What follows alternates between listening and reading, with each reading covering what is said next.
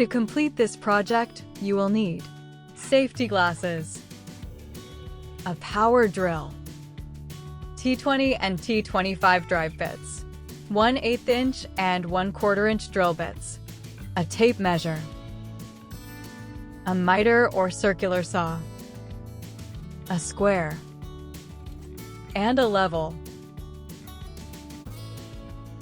Before beginning the rail installation, use a level and square to check that all posts are plumb and square in both directions.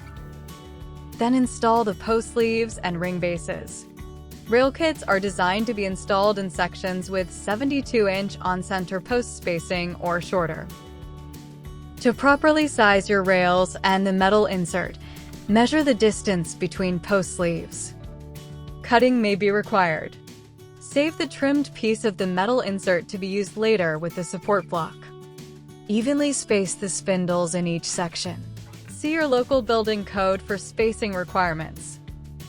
Verify all spindles are the same length.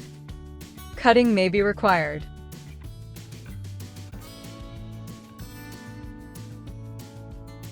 Pre-drill the center of each spindle using a 1/8 inch drill bit.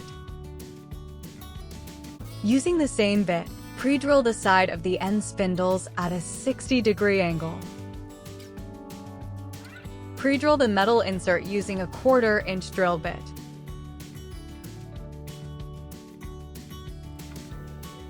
Fasten the spindles to the metal insert using 1 5/8 inch premium deck screws.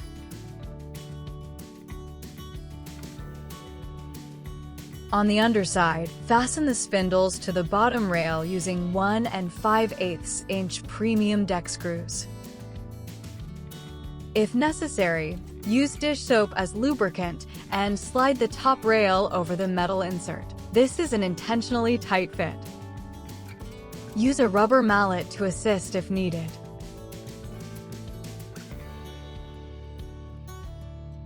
Pre-drill the trimmed piece of metal insert and attach the support block with a 1 5/8 inch premium deck screw.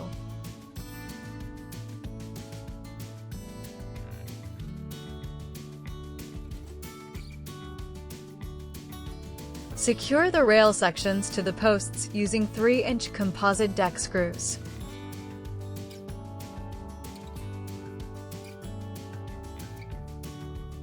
Align the post caps over the sleeves and slide into place, using a rubber mallet to assist if needed.